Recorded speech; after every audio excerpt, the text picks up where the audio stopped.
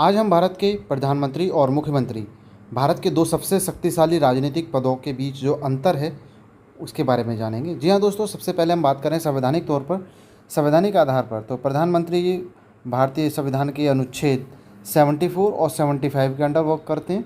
वहीं बात की जाए चीफ मिनिस्टर यानी कि मुख्यमंत्री की, तो वे आर्टिकल 163 और 164 के तहत काम करते हैं।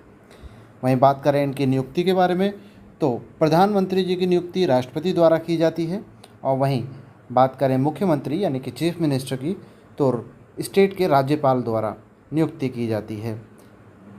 नेक्स्ट वहीं बात करें हम कि किसके प्रति उत्तरदायी हैं ये दोनों पद, तो अगर हम पहले प्रधानमंत्री जी के बारे में बात करें तो प्रधानमंत्री लोकसभा के प्रति उत्तरदायी हैं, और वहीं बात करें मुख्यमंत्री जी यानी चीफ मिनिस्टर की, तो वे विधानसभा के प्रति यानी कि लेजिस्लेटिव के प्रति उत्तरदायी हैं।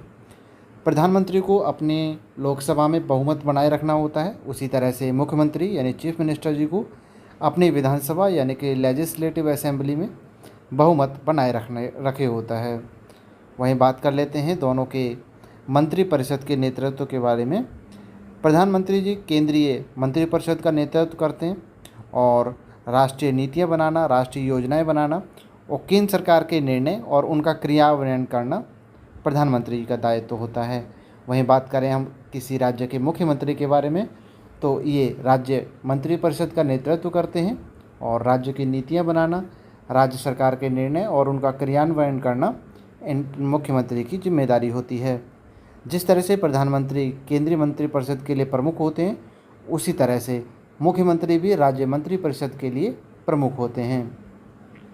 बात कर लेते हैं नेक्स्ट उनके कार्यालय और पद से हटाने की प्रक्रिया के विषय में। प्रधानमंत्री, इनका कार्यकाल 5 वर्ष का होता है, 5 ईयर्स का, और या फिर कम से कम लोकसभा भंग होने तक रहते हैं। वहीं बात करें अगर पुनर्नियुक्ति की, तो लोकसभा जो इनका चुनाव होता है, लोकसभा चुनाव, उसमें बहुमत मिलने पर इन्हें दोबारा भी, तिबारा भी और 4 बार भी, यानी कि जितनी बार चाहें अगर बहुमत मिल रहा है तो प्रधानमंत्री के पद पर नियुक्त किया जा सकता है, कोई संख्या निर्धारित नहीं है। पद से हटाने की प्रक्रिया के बारे में अगर हम बात करें प्रधानमंत्री जी के में, तो लोकसभा में अविश्वास प्रस्ताव पारित होने के बाद इन्हें लोकसभा से बहुमत ख़त्म हो जाता है और यहाँ से छोड़ना होगा इसे पद को। और इसके अलावा अगर कोई अन्य स्थिति बनती है तो प्रधानमंत्री राष्ट्रपति जी को अपना त्यागपत्र सौंपते हैं। वहीं बात करें चीफ मिनिस्टर यानी कि मुख्यमंत्री जी की, तो इनका कार्यकाल भी 5 सालों का होता है, 5 ईयर्स, और या फिर उनकी जो स्टेट लेजिस्लेटिव है वह भंग होने तक। ठीक है। अगर हम पुनर्नियुक्ति की बात करें तो विधानसभा के चुनाव में बहुमत मिलने पर मुख्यमंत्री की उस राज्य में पुनर्नियुक्ति संभव है। नेक्स्ट है पद से हटाने की प्रक्रिया। इनकी भी इसी तरह से है कि किसी भी तरह से अगर ये अविश्वास प्रस्ताव पारित हो जाता है विधानसभा में, तो इन्हें अपना पद छोड़ना होगा।